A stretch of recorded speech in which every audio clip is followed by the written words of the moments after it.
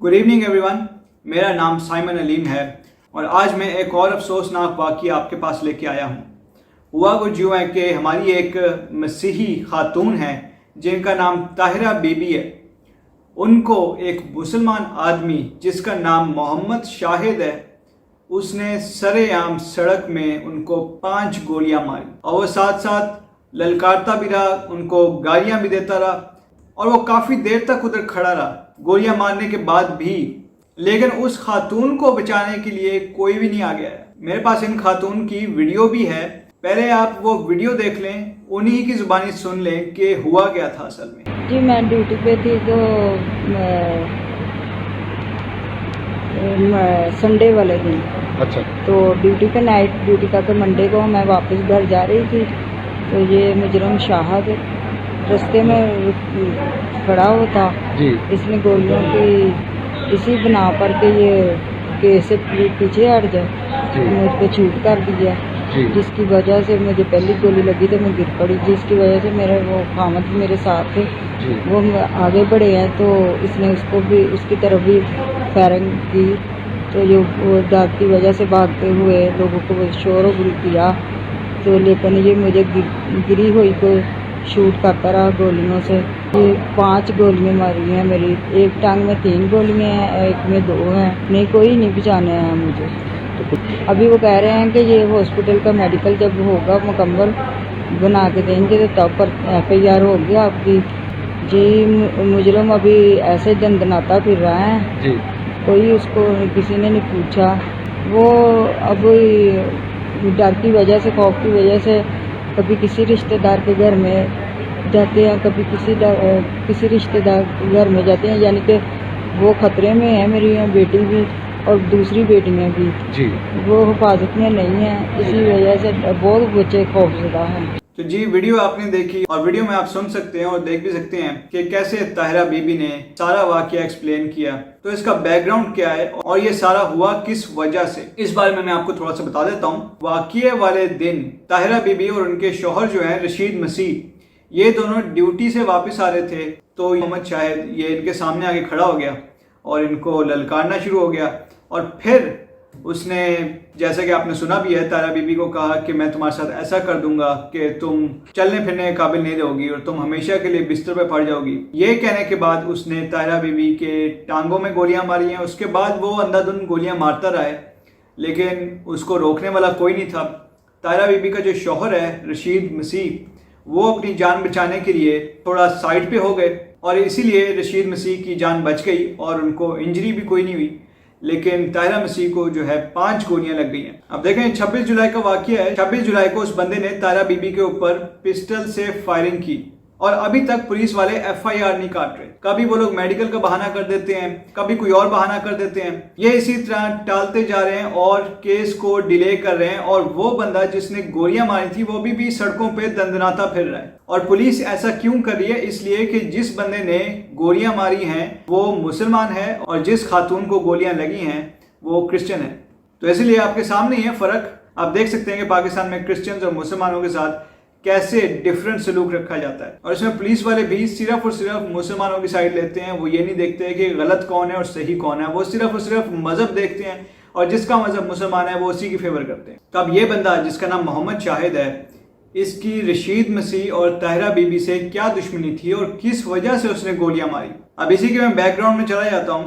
पिछले साल का वाकया है कि रशीद मसीह और ताहिरा बीबी, इनकी एक बेटी भी है जिसका नाम महक है। पिछले साल वो 13 साल की थी। उस वक्त उसे किडनैप कर लिया गया। किडनैप करने वाला यही शख्स था मोहम्मद शाहिद और किडनैप करने के बाद उसने महक को जबरदस्ती मुसलमान करके उससे शादी कर ली। अब आप देख लें, महक 13 साल की थी और ये बंदा मोहम्मद शाहिद ये 43 साल का था। और देखें वो बंदा जो है महक के साथ बहुत बुरा सलूक भी करता था, उसको मारता पीटता भी था और उससे जबरदस्ती काम भी करवाता था। एनीवेज, दूसरी जानिब महक के जो माँ बाप हैं उन्होंने खूब कोशिश की महक को बचाने की। वो पुलिस के पास भी गए, उन्होंने FIR भी दर्ज करवाई, लेकिन पुलिस भी महक को बाजियाब करवाने में नाकाम रही। पुलिस ने कुछ भी नहीं किया, जिसकी वजह से महक के माँ बाप जो हैं फिर अदालत में गए। लेकिन अदालत ने मोहम्मद शाहिद के हक में फैसला कर दिया। अदालत ने कहा कि चूंकि इस्लामी निकाह हो चुका है और महक अब मुसलमान हो चुकी है, इसलिए वो محمد شاہد کی بیوی ہے اور اسی لیے مہک جو ہے محمد شاہد کے ساتھ ہی جائے گی۔ اب آپ دیکھ سکتے ہیں کہ یہ کتنا غلط فیصلہ کیا گیا ہے۔ ایک 13 سال کی کرسچن لڑکی کو زبردستی اسی کے اغوا کار کے ساتھ بھیجا جا رہا ہے جس نے زبردستی اس کو مسلمان کیا۔ ادھر میں یہ آپ کو بتاتا چلوں کہ پاکستان کے جو آئین ہے اس کے مطابق 13 سال کی لڑکی کی تو شادی ہو ہی نہیں سکتی کیونکہ وہ تو نابالغ ہے۔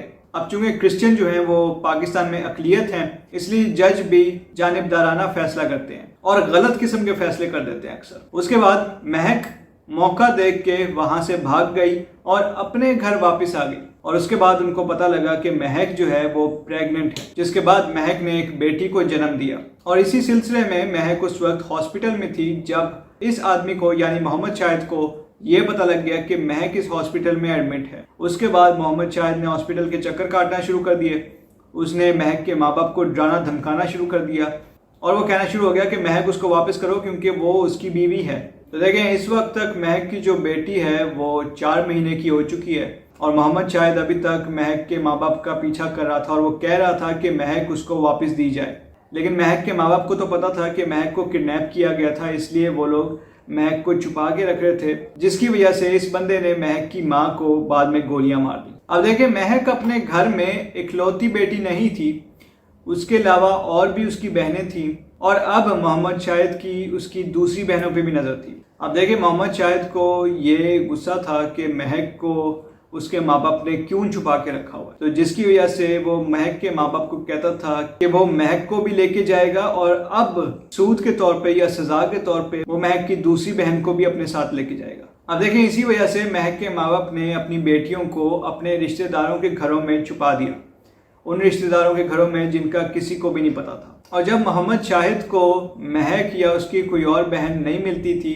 تو اس کو اور زیادہ غصہ آتا تھا اور اسی وجہ سے یہی وجہ تھی جس کی وجہ سے اس نے مہک کی ماں کو گولیاں ماری۔ اور جیسے کہ آپ ویڈیو میں سن سکتے ہیں کہ مہک کی ماں یہ کہہ رہی ہے کہ مہک ابھی بھی سیف نہیں ہے اور ان کی باقی بیٹیاں بھی سیف نہیں ہیں اور یہ آدمی ابھی بھی دندناتا پھر رہا ہے اور ابھی بھی ان کے لیے یہ بہت بڑا خطرہ ہے اور پولیس ایز یوزول ابھی بھی کچھ نہیں کر رہی ہے۔ اب دیکھیں پاکستان میں تو ہوائی فائر کرنا بھی ایک بہت بڑا جرم سمجھا جاتا ہے۔ اب دیکھیں اس نے تو سیدھی گولیاں ماری ہیں سرے عام سب کے سامنے سڑک پہ کھڑے ہو کے، پولیس نے بھی اس کو ارسٹ نہیں کیا، پوچھا بھی نہیں کہ بھائی تم نے ایسی گولیاں چلائی تھی کسی کو تم نے کیوں مارا۔ اب دیکھیں طاہرہ بی بی کا تو حق بنتا ہے کہ وہ FIR درج کروائیں، لیکن FIR بھی ان کی درج نہیں ہوئی۔ اب دیکھیں 5 دن گزر چکے ہیں بلکہ ہفتہ ہو چکا ہے تقریباً اور ابھی بھی کوئی FIR درج نہیں ہوئی۔